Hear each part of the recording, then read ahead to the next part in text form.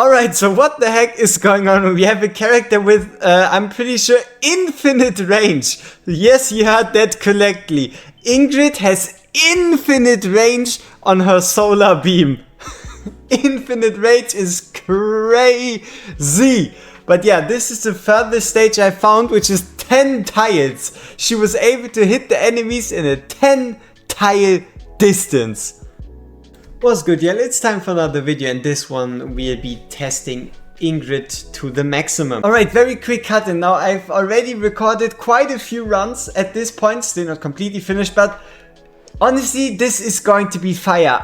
Basically, she has so many applications and so many different pieces of content with so many interesting results when it comes to damage or overall usefulness. You should definitely stay tuned, and that's not something I say easily. So, the way we'll be approaching this is by testing her at A0 and A3 in every single piece of content. The reason for that is because her A3 is straight up broken. So normally you do 4 attacks, 1 special attack, 4 attack, 1 special attack, 4 attacks, 1 special attack. With her A3, while in solar overload, so after every 5th special attack, she only needs 1 attack, special attack, 1 attack, special attack, 1 attack, special attack. And we'll be having a look at how much of a difference does it make if she's A3, how pay to win / important is it to have her at A3, and she might have the strongest awakening in the entire game, which is what we want to see. Alright, so something that some of you should obviously be wondering is what kind of gear did we run where, right? So let's have a look at Ingrid's gear.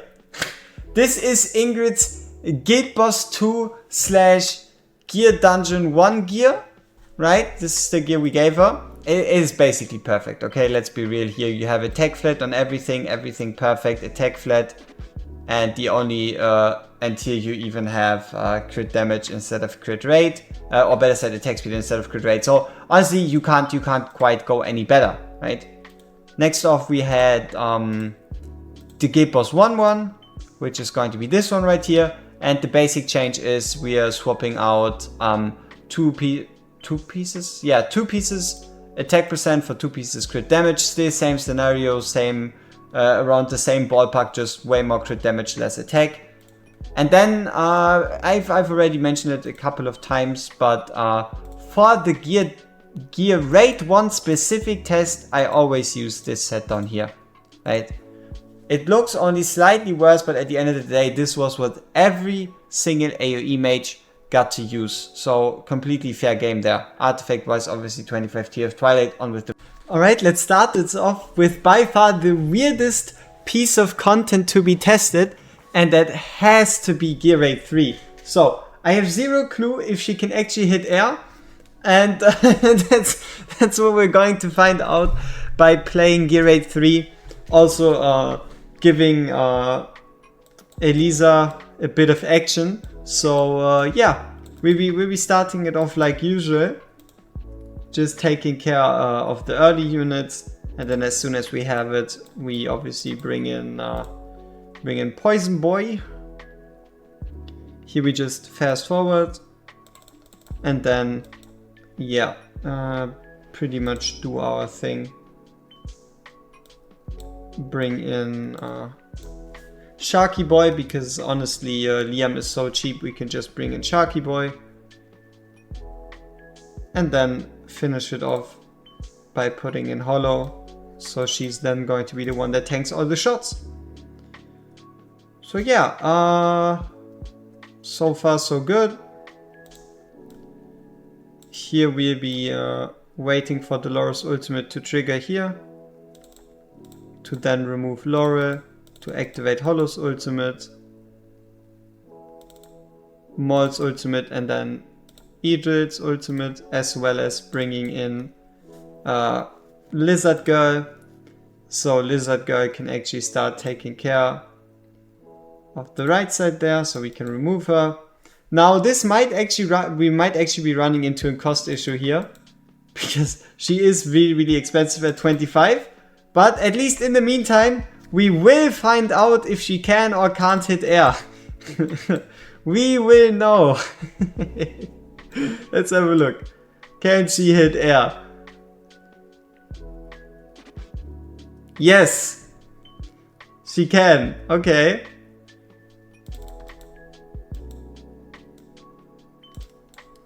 Oh!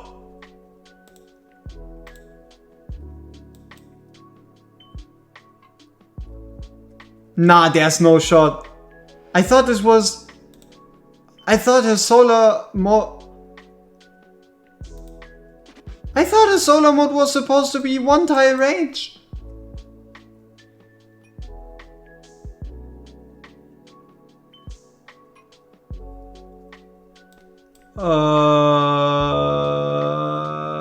Okay.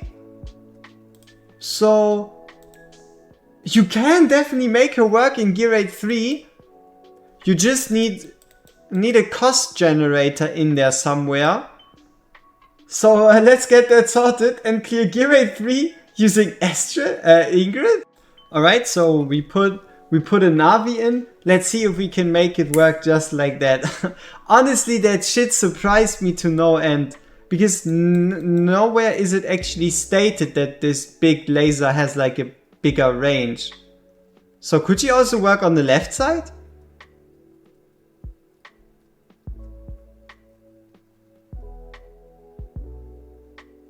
Damn. Okay, let's see how she deals with let's see how she deals with the left side. Let's see how she deals with the left side.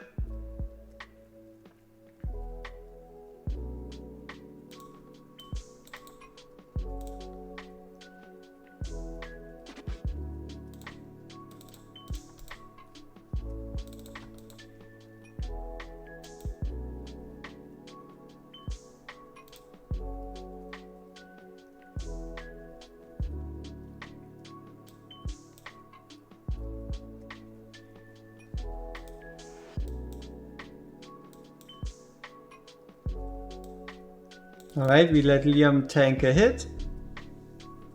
It's just because it allows us to easier manage the cost. So 16, 17. Oh, we didn't use cost generator person. Honestly, whatever. The important part here is all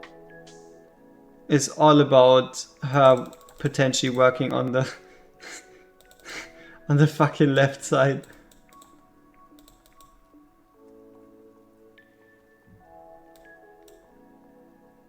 Okay, no, she doesn't. She kills them too fast. Okay, right side then. So the way we approach this is by probably bringing in Navi after Liam. No, before Liam.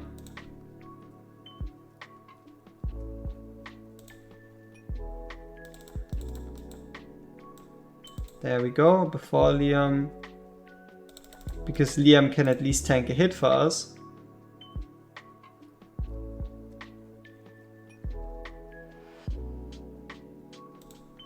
Ooh, we're getting a lot of cost. Which means we can probably go like this.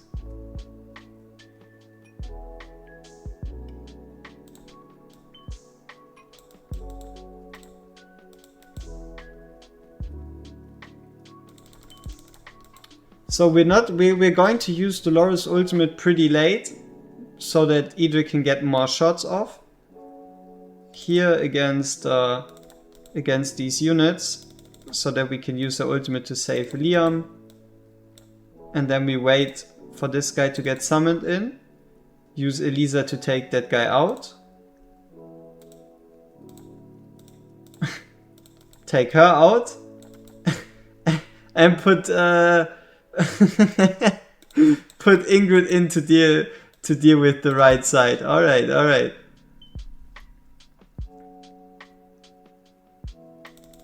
There we go with the Maul ult.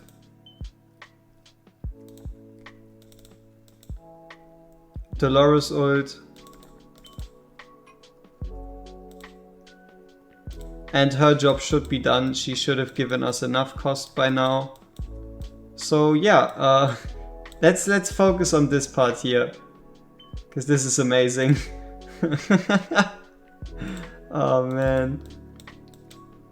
Alright, so Volker died there because we didn't have a tank set, but as you've seen, she indeed works on the right side. Now, the big question is, why would you, right? You could be using like a different AoE marksman on the left side and Maul on the right, Brienne on the right. Honestly, anyone else on the right, but she does work, and I guess that's all I wanted to show you. And yeah, on to the next part of content.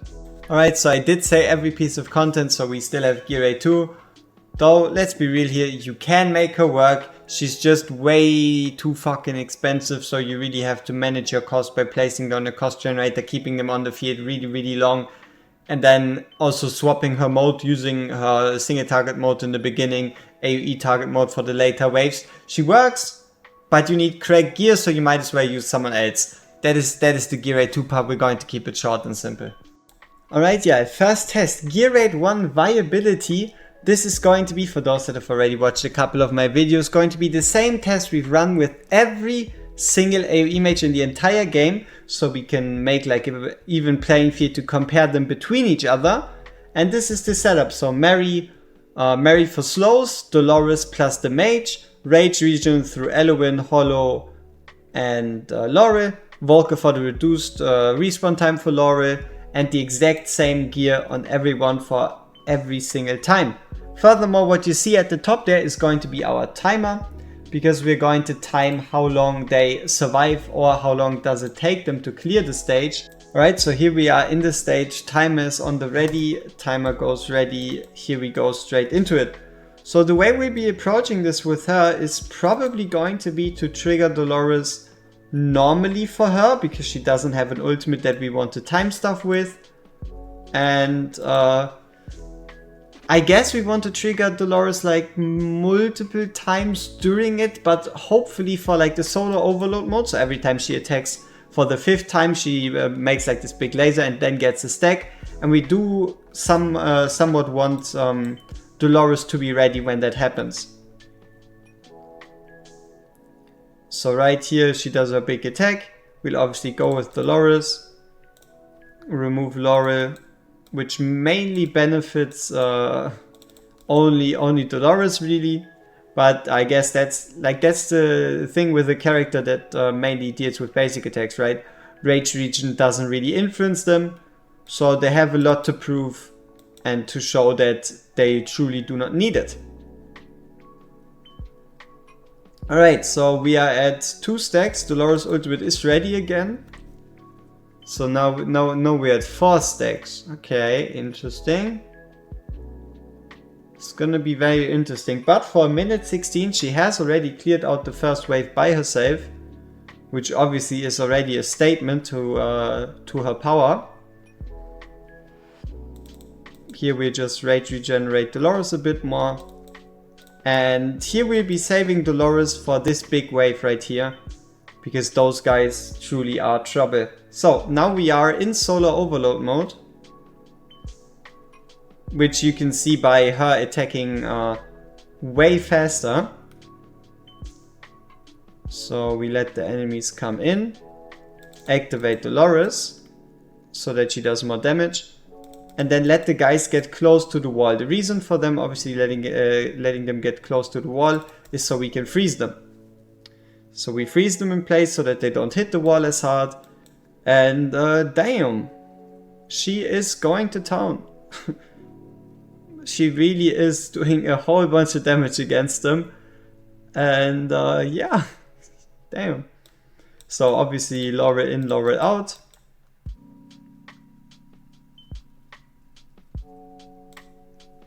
We can save our ultimates right here, because truly there's no point to using them.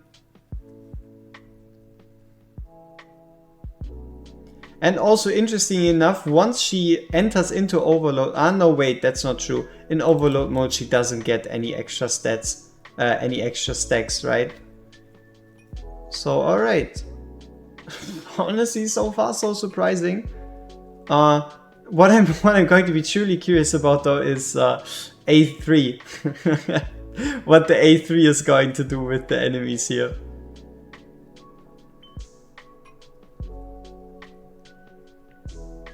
But yeah, so far so good.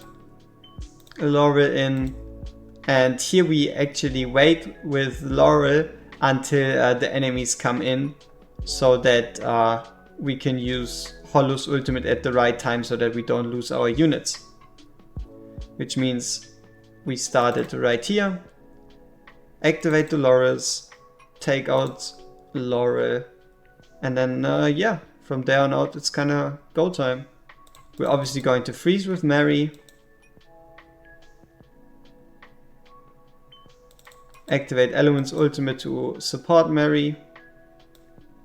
Bring in the Wood Elf just in case, just to be safe. Use Hollow. Use Dolores. And now she's in her stance with the full attack, going absolute apeshit on everyone. We're obviously going to freeze with Mary. And damn, she is really beating through these guys. The wall is still at 70%. I don't think any one of us is going to doubt her potential to actually kill everyone here. So that is really impressive. Really impressive, I gotta admit. And there she goes. Probably, yeah, she would have been able to beat everyone before the healing if I didn't delay Dolores a bit there. But you can see that even against the healing, she is basically keeping up with the healing. That is pretty crazy.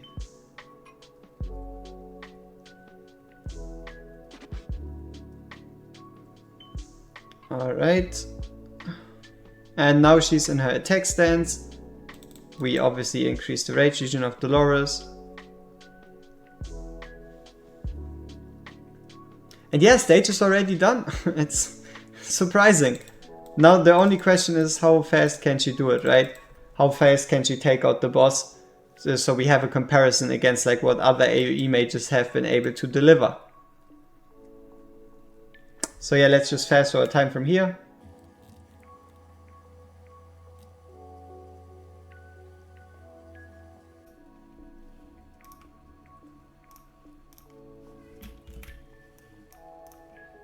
Alright, so here we are at the conclusion of GR1, and Nora did Ingrid did a total of 179.9 million, which puts her 600,000 above Karmit, closer to Dahlia, Nora and Fiona, as well as basically this is like the top 13 of values.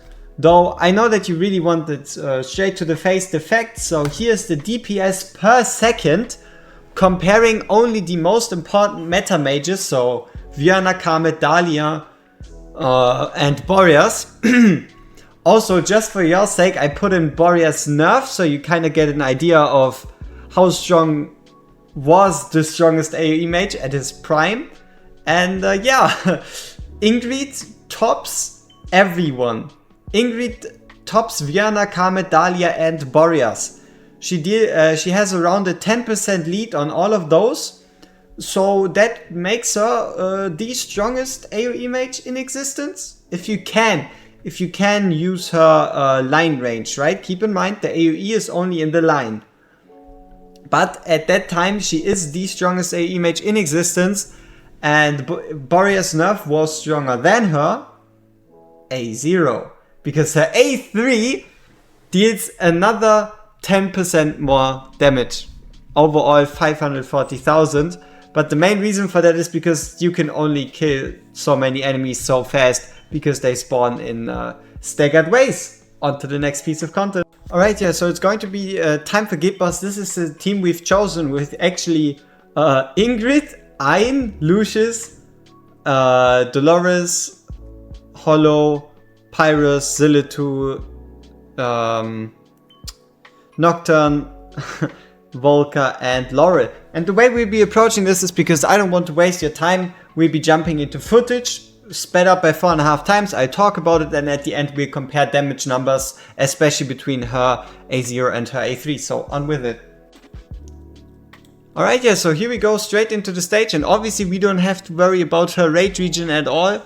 And what I found really interesting is trying to build a team around her, because normally what you can do is place your Hollow at the bottom, so where Pyrus is, and she would be able to heal everyone. But because you truly have to run, or basically because you truly want to run her at the top, you can't heal her with the Hollow, right?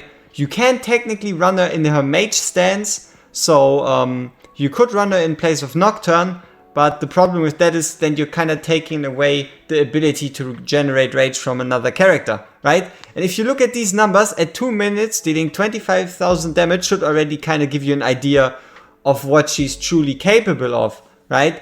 And also, I guess, in general, the viability of the Watcher faction for this piece of content, I guess. Obviously, with everyone being A0 and yada yada, you could definitely go higher, but let's be real here, we did use pretty good gear. So this run is already coming to a close. It's honestly pretty simple. You place her in, you swap her stance once, and then you don't worry about her and just play your other characters while she does her work, right? And then what you end up is going to be this footage right here. So we have in our normal run 114 million damage on Zilla, 203 million damage on Lucifer, 95 million on her, 58 Lucius, 58 million on Nocturne, and then 23 on Ein. Now the interesting part is, on her A3 she increased her damage by 50%, jumping up to 154 million, and the keen eye might notice that the Zilla2 and the Lucius were higher damage on that run. And for those that didn't know, we ended the run on 48,700 blood. So if Lucius and Zilla2 performed the same as with the A3 run, you would have been able to hit 50k with that team that I showed you right there, which really honestly blows my mind. So overall, the A3 is ridiculously strong. Increasing damage by 50% is very, very nice. But also keep in mind the A1 still boosts the single target damage further. So it's not just the A3, but it is the A1 and the A3 together giving that huge 50% jump. So overall, how do I feel about her in GR1? I would say she performed really well. And she is a solid hero. She's kind of, at least for the moment, looking like a be-all do-all, right? We had a look at GR1 where she absolutely dominated. Now she was able to put out some very, very solid numbers, especially also providing a Lord bonus. So she's a Lord that you actually place. And also she does really help Lucius out to shine. So yeah, that's my conclusion for Guild Wars. She's actually pretty viable. Alright, so here we go, time for this stage, and the benefit that Astrid brings to the table right here is going to be very simply said. She actually allows us to take out Elowin. So the reason why she allows us to take out Elowin is pretty simple, and that is because if you normally play with like a rage with the Artemis comp on top, the issue is you need rage for your mage and for Artemis, and you can't just place both of them here because one of them is just going to get shot, so you can't use Laurel to rage refresh. But what if you theoretically, as in this case, have a mage that doesn't need any rage at all? Doesn't that mean you can then use Laurel to just give rage to Artemis? And that is basically what we're kind of like taking advantage of, I guess. And yeah, we're following it up with Hollow and Dolores. Fast forwarding time a bit, and then obviously using Viana's ultimate to actually hit the both of them so that they're weaker. And the reason why we want them weaker is so that we can place down Greed when they are already dead, or at least close to dead, because we do not want Greed to trigger his ultimate on these unimportant guys, but obviously on the wave that is basically coming in. So there we go, he can get some extra rage, but that's about it. We wait out the attack so that it doesn't hit anyone else. Greed triggers his ultimate, which means we can trigger Hollow's ultimate. Units are in range, so we can trigger Dolores' ultimate. We can place him Brock here, and as you can already see from the placement, we have to place him one row back. Reason for that is pretty simple. We can't place in front of him, or our unit is just going to get shot.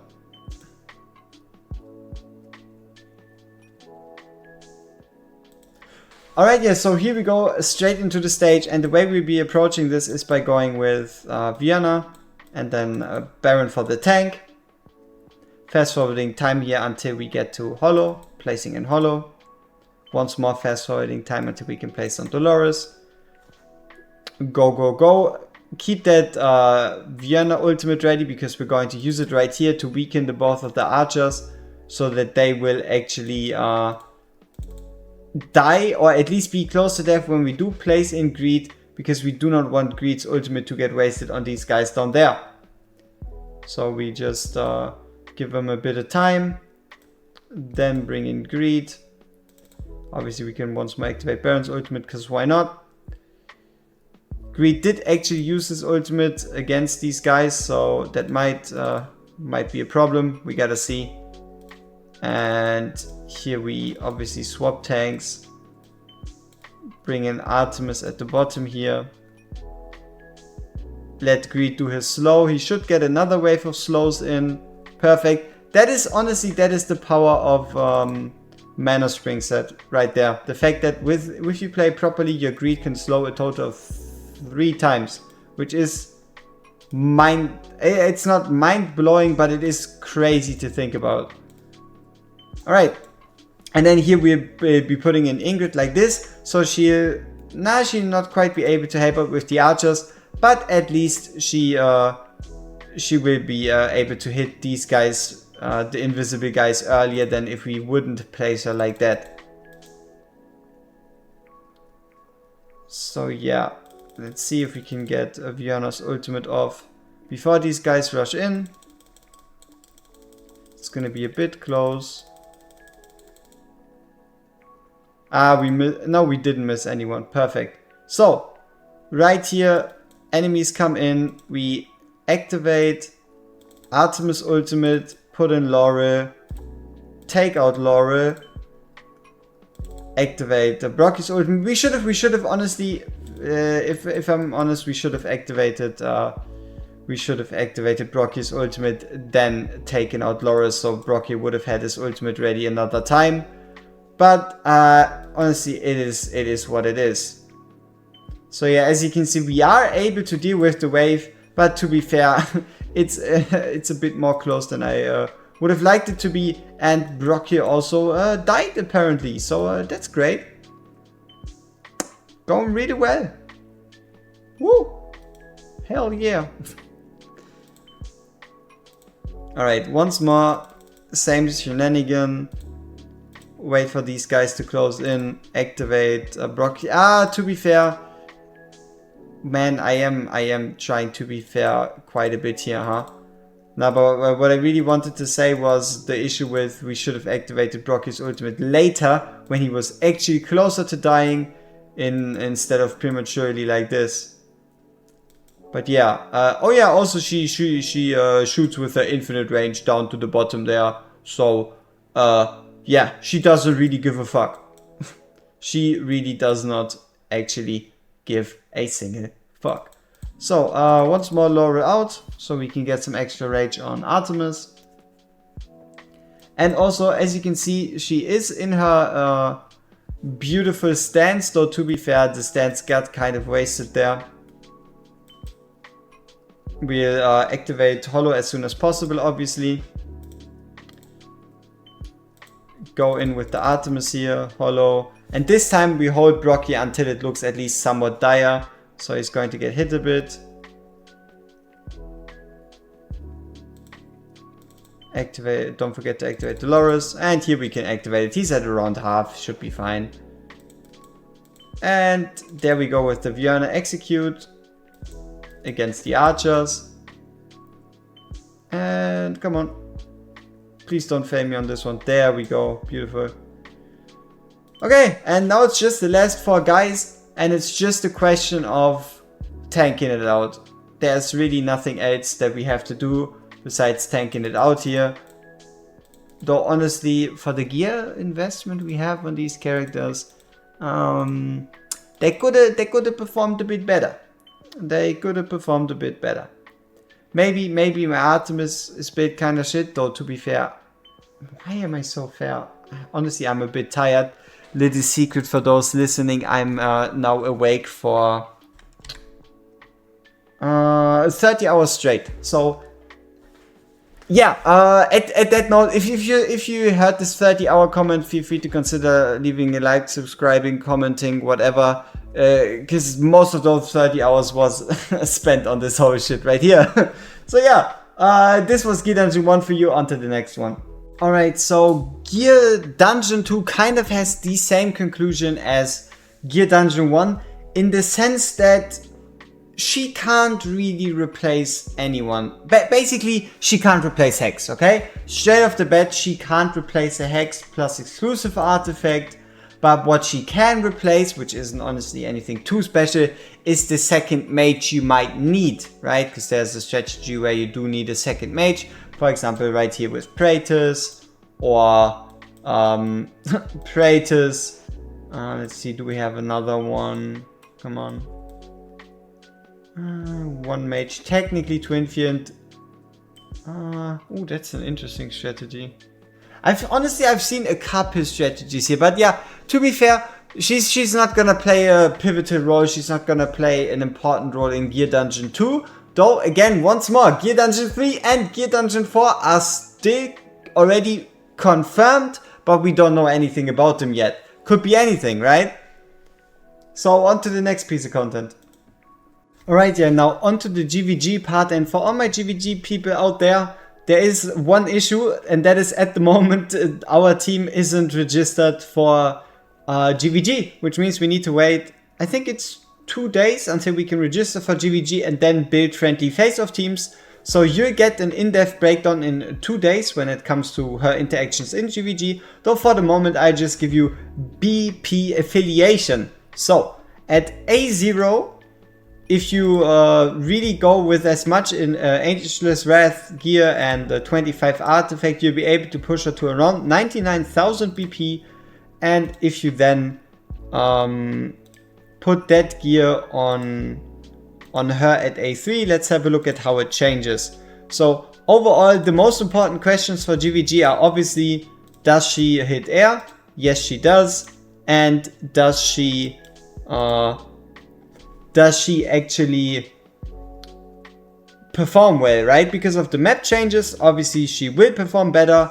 And here you go, 107,000 BP as a lot at A3. That is pretty good. So for all my GVG people out there, here we go. We'll have some already earlier tactics on how you can potentially use her. And for the first one, we have to look at obviously the tower map, because that one didn't change.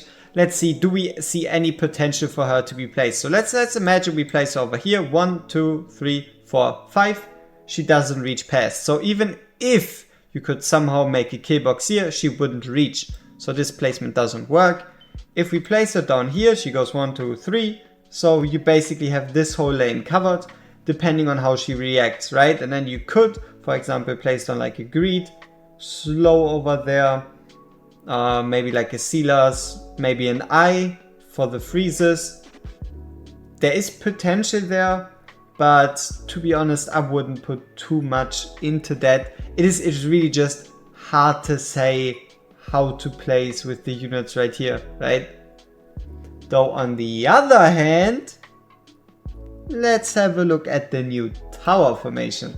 So the tower definitely got more complex, like that's for sure. They definitely made tower more complex.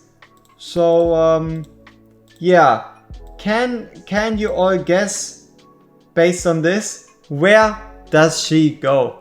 Does she go into the square hole, triangle hole, circle hole, or into the there she goes hole? Because this position, I mean, let's be real here.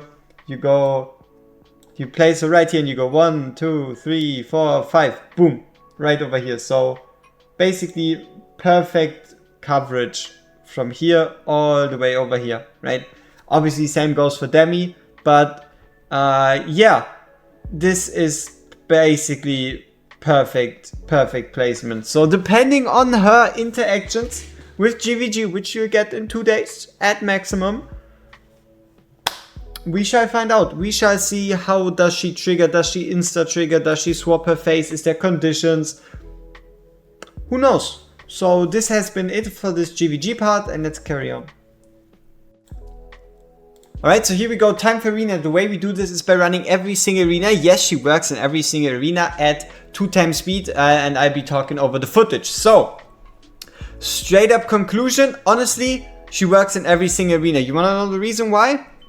That is because, at least for AoE and anti-air, she hits air, and she does that huge infinite range solar beam, right? And you always want to kill as fast as possible, as close to the core as possible, so that you can deal core damage to your to the enemy, right? So what you can see right here is always going to be, she can only hit on her own lane, but every 5th attack is going to hit a 3 tile range, which is crazy. Basically, imagine the beam, but it's 3 tiles. It is mental. So yeah, she performs really well here. You can see, obviously it's not against meta teams, it's not perfect, but we are playing against 460k BP opponents. So we are playing at high BP level, and we are able to beat all 8 waves in the Drill Master. And honestly, the craziest part about her is just the fact that even though she costs 25, as soon as you place her down, boom, she already has her value. So there you've seen anti-air. Let's have a look at AoE DPS, and will it be any different? So obviously AoE DPS, you have to start out a little bit different, but what we have in common with all stages is going to be the fact that we're running Cyrene and mostly Watchers. The reason for Watchers is because Watchers profit very much so from her Lord bonus, which allows them to do even more damage to the targets she hits, and especially with her AoE, she hits a lot of targets. And furthermore, the more Watchers are on the team, the more often the Watcher Lord bonus triggers, which means the more cracked her damage becomes. So right there, there's always going to be technically a bit of RNG depending on if she kills an enemy or if she can do more basic attacks against that enemy. But yeah, there is some huge potential, just potential there, to make some absolutely ridiculous stuff with her. Especially because the solar beam doesn't only deal magic damage, no, it also does true damage on top of it. So yeah, you can see it. She's basically really laying into these guys from all the way back there. Even on the very single range style that exists. It is actually crazy. So yeah, here we are once more able to just use her as the hard carry, beat all 8 waves against the Drill Master at once more above 400,000 BP, which obviously it's not like it's a super crazy feat, but yeah, this has a lot of potential.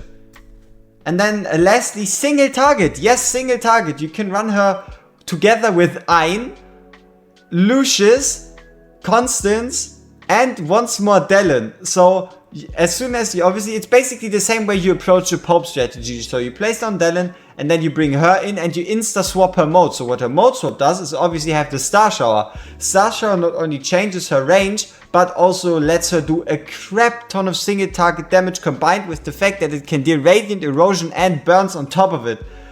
Also, again, once more, she increases the damage that all her teammates are dealing against units. Like, honestly, I don't know why people shit on her Lord bonus. Her Lord bonus is really impressive.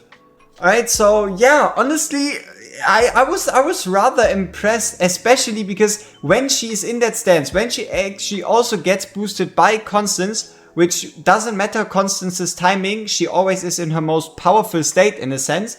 And especially when she enters her Stellar Overload, where she gets a 30% attack increase, it is pretty good.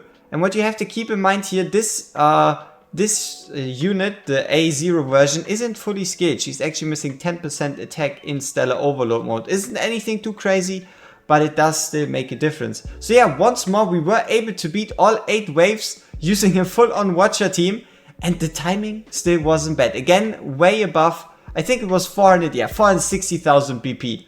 So yeah, crazy. Alright, so here we go straight into Apocalypse 2. This is the team we're choosing. And yeah, we kind of see DPS rates between Ingrid, Lucius, who's not to be underestimated with Lord bonus, Alistair, Silas and Voltron. Everyone that is damage related is at A0. The other awakenings are basically just, I don't have another copy and I'm out of skill dust.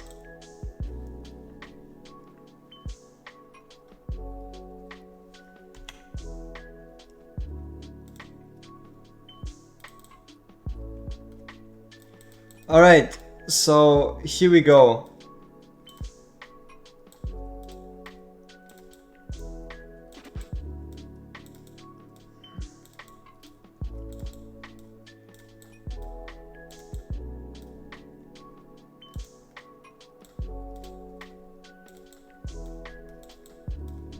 And here we go. So let's just let this run. And there's this nice part right here in current statistics where we can actually see statistics in real time, which is honestly, I really like it. And yeah, so reason for units, right? Torador is our tank. He gives some slight delay, whatever. Helga obviously for the reduced attack, and then we basically go full damage. And interestingly enough, what we will be attempting here is we are not going to use Lucius' ultimate at all. Yeah, basically, because his demon stance with an Ingrid is actually powerful enough to overshadow the need to actually remove the debuffs.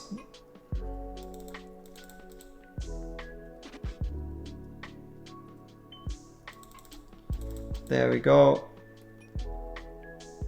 And I guess here we can just fast forward time. Just run it on 2 times speed, because we'll just basically be triggering ultimates. So yeah, really honestly, if you're interested, just check out the damage numbers, they'll always be there. And here we basically just wait for all our ultimates to be ready around the same time.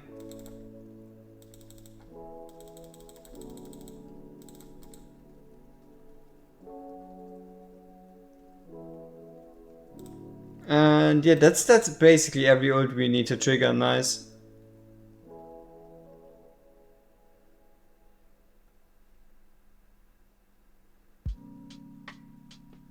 Alright, let's actually see if I'm coping about Lucius. Let's see if I'm actually coping about him.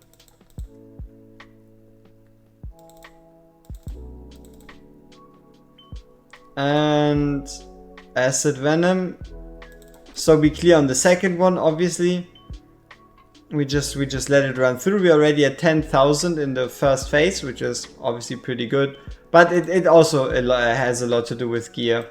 So right here we're using our defensive ability from Percy. It's not that crazy, but it's gonna help against that big attack. And we'll also just bring in a Wood Elf, because why not?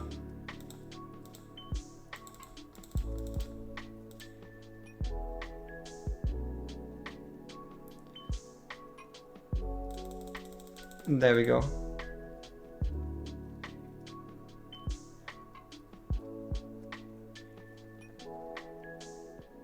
Oh, we're using Ingrid in the wrong stance.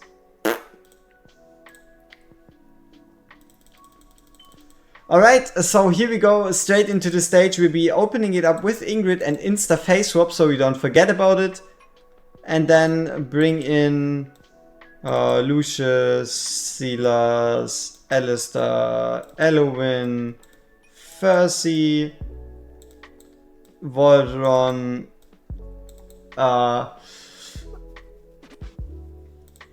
Torador, and then obviously Helga. Alright. So right here we obviously have this current statistic here, which shows who does how much damage in real time, which is really nice, and I hope they bring it to us fast. Oh, overall, we can check overall damage. That is really cool. Let's keep it at overall. Let's see how it evolves. And yeah, so what we're going to do is we're not going to be using Alistair, Lucius' ultimate at all, because the Lord buff from Ingrid should be strong enough to make it where it's actually viable to do that.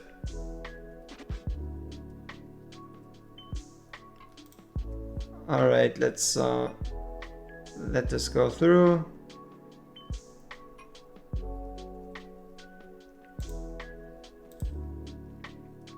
And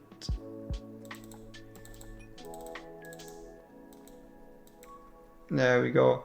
So Ingrid is in the lead, in front of Voldron. Lucius is above Silas, and then I'm guessing Alistair obviously in 5th. With also Helga at least doing some damage, which is impressive. Alright. And yeah, like I said, we're not going to use Agate most actually, because we'll be just trying to kill it. And I'm pretty certain it will work.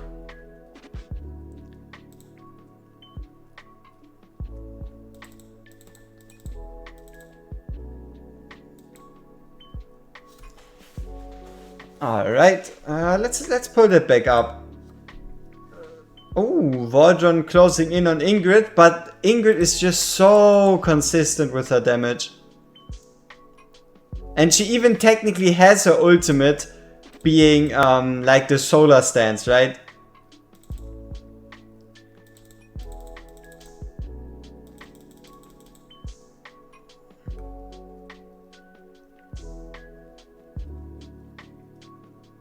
And then right here we'll just use Fercy. Obviously we didn't need to, but it would be to defend against like the Cyclops gaze.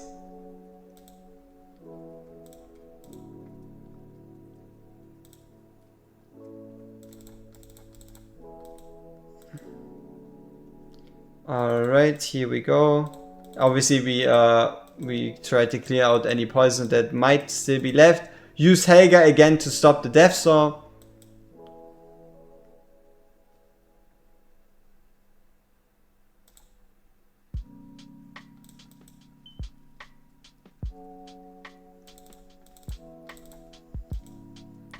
There we go.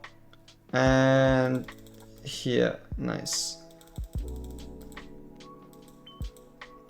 Woo. 40 million. And Ingrid is still slightly ahead of Valdron. Isn't that something? Isn't that something?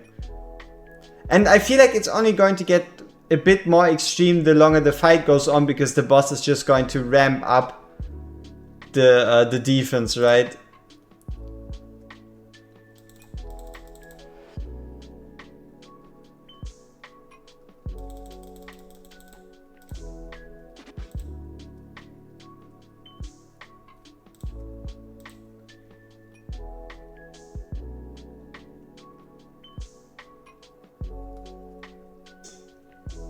Alright.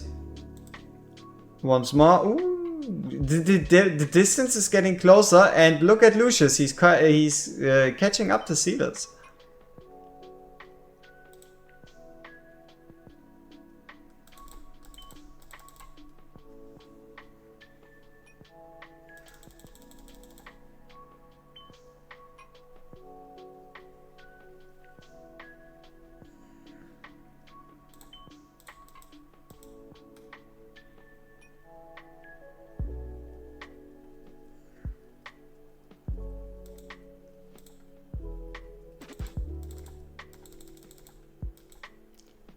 Alright, and here we go.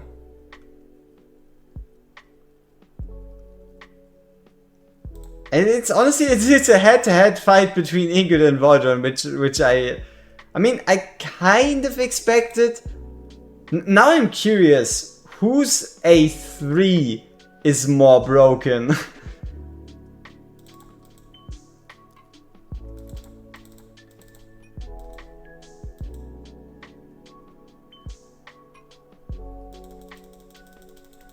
And then here we'll obviously be using Fercy in hopes of surviving the Cyclops gaze.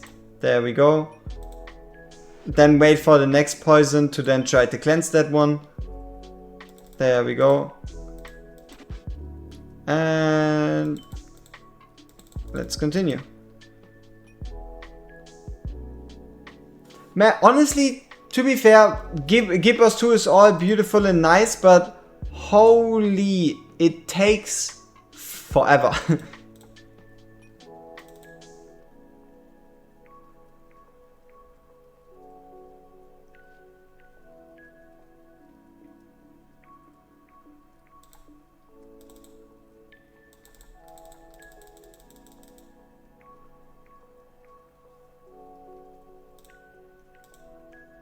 Alright, so Lucius has now overtaken Silas.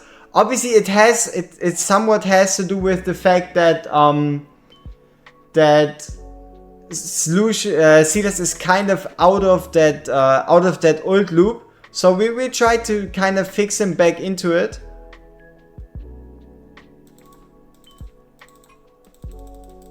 Oh, we forgot the death saw. Ooh, shit.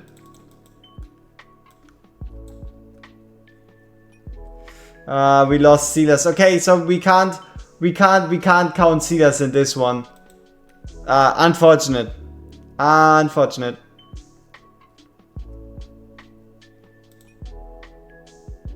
And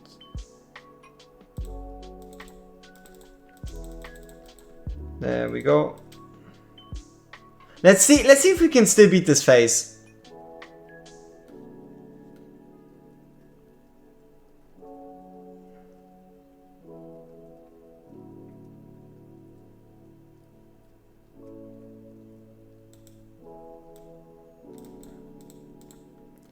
And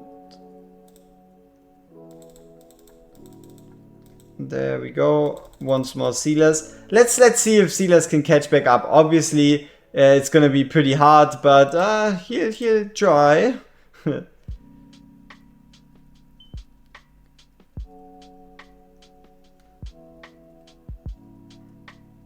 Alright, 125, 40%. We might need to use Lucius ultimate for the next wave if we can somehow make it through.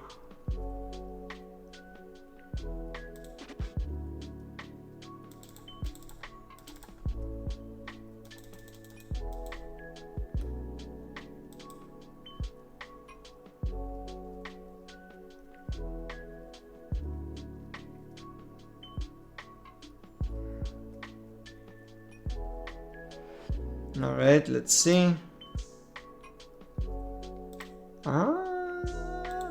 37 seconds. Alright, we should be fine. Maybe. Let's use Lucius ultimate so we can get that huge burst of damage.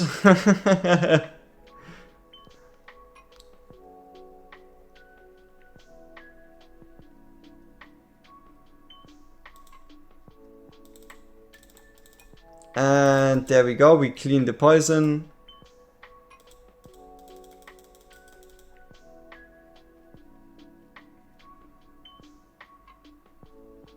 Acidic venom.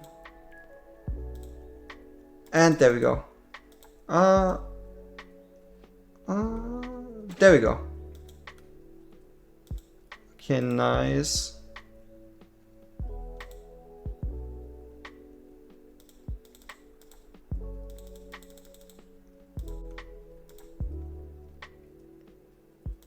Ooh. We did lose Silas again, man. Silas truly doesn't have all that much HP, does he?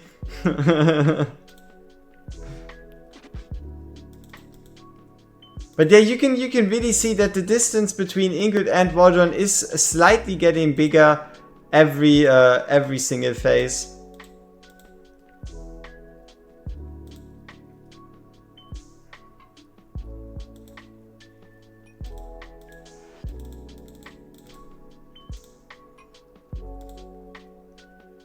And here we cleanse once more. Nice. So yeah, that's at least 50k. Let's see if we can make it to 80, potentially.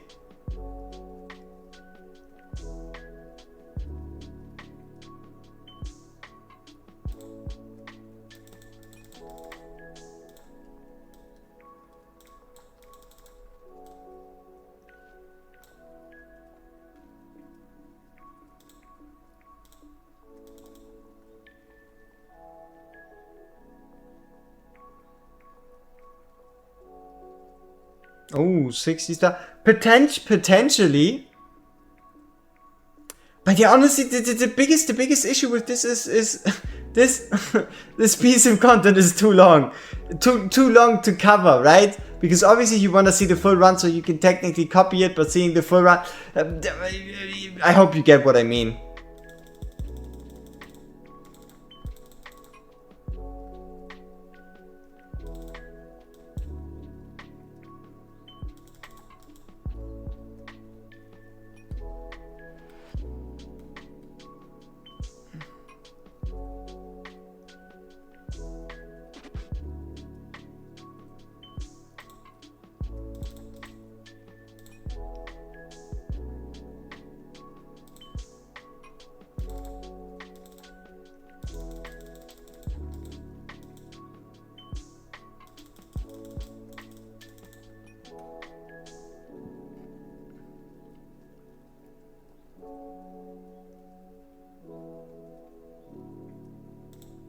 Alright. So, to be fair, I think, again, towards the end, we'll actually use Lucius's ultimate. We'll just pull through, and then towards the end, see if we can make a difference.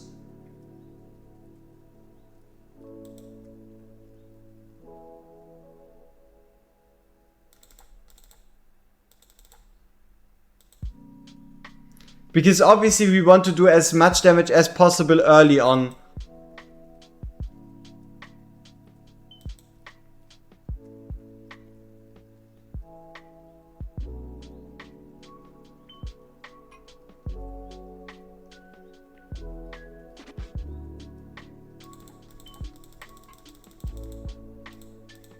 Silas died again. Yeah, we should have given him a bit more HP. Alright.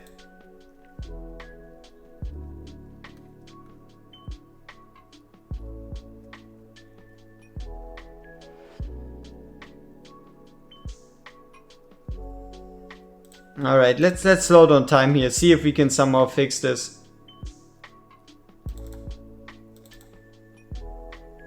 But it's hard. It's hard because he's gonna enter into Demon Stance before. Yeah. Shit. Unfortunate. Maybe we can clear the last. Maybe we can clear the last one.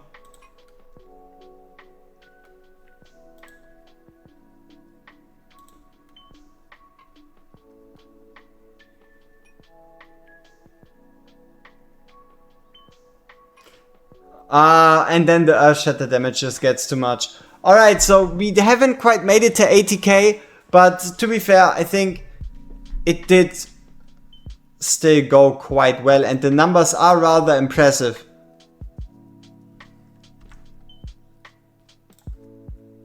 Let's have a look at the final numbers. There we go. 166 million on Ingrid, 152 on Valdrin, 127 on Lucius, 125 on Alistair, 90 on Silas, that's obviously my fault, and then 44 on Helga. Alright, so I've promised you A3 stats too, so there you go, 235 million. It was around the same amount of blood, 70,000 versus 75,000, but the damage jumped from 160 million all the way to 230 million. Could have also been higher by using more units and whatnot, but yeah, honestly the main takeaway is the A3 is pretty fucking strong, and in general you could say A3 equals 50% increased damage. Not exactly a Silas Bond skill, but still really strong.